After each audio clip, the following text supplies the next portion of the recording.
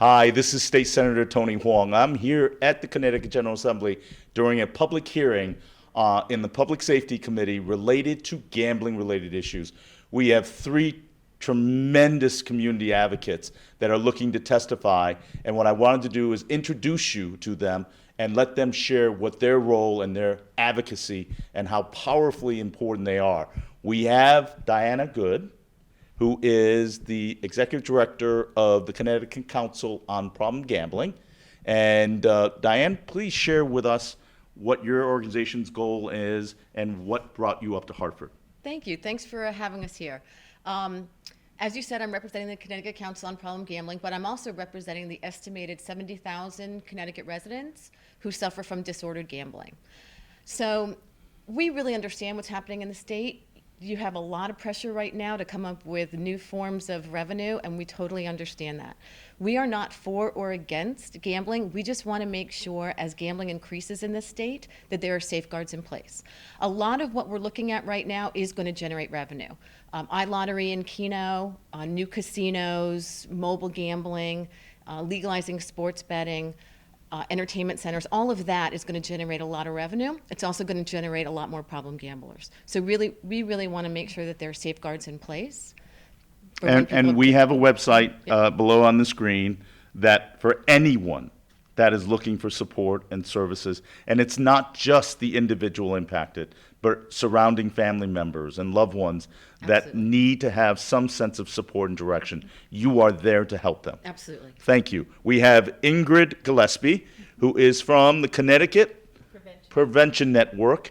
Please share with us what brought you here and what the goal of your organization is all about. Thank you for having us. So our organization, Connecticut Prevention Network, of which I'm a member along with the other regional behavioral health organizations, my agency's Communities for Action. So our focus is prevention, and we strongly support having safeguards in place as gambling is expanded. I work a lot. We facilitate a regional gambling awareness team, and throughout the 5 years that I've been doing this, increasingly number of individuals everywhere we go say, when I bring up gambling, they'll say, oh, you know what, I have a friend, I know somebody. So it's much more prevalent than what we think, and with the expansion, we want to make sure, A, we have data. So we really do want this study to happen so that we can do good, accurate, evidence-based planning, as well as we want a certain percentage of the funds to be mandated for prevention.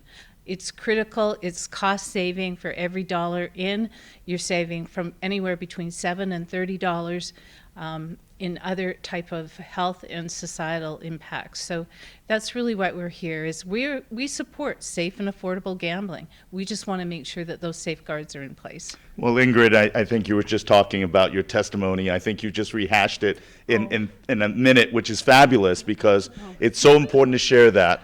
But again, it goes back to what we shared the first two premises. You are there to support and to help people in need. Yes. No questions asked. You're there to be a support network to them.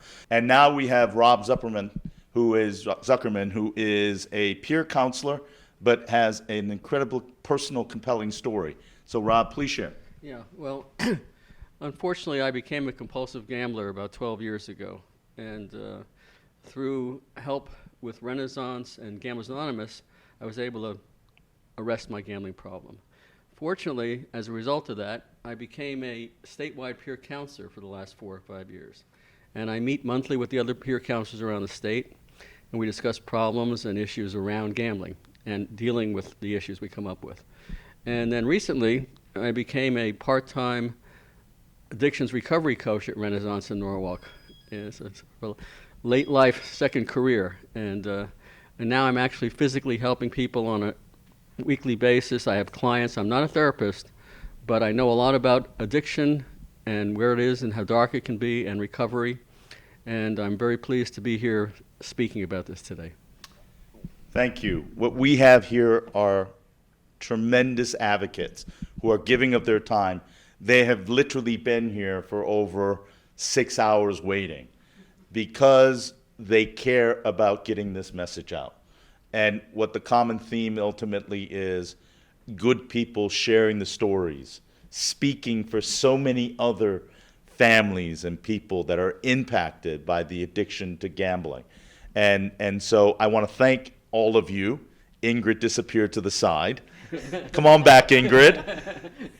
But ultimately, I want to take this moment to acknowledge and thank you for your work. Thank you for taking your time and effort to share the stories on behalf of so many other people who aren't here to share their stories, either by their inability to come up here, or we must never, ever forget there is a tremendous sense of social stigma that comes. And I want to thank Rob for sharing his story. I know it can't be easy, but it is important that we have people speaking out, being advocates. And ultimately, I want to thank all of you again, because you are speaking on behalf of so many others that cannot speak or are unable to speak, but struggle every single day to overcome this addiction. So thank you very much. Have a great day. Thank you. And thank you again. Thank you. You bet.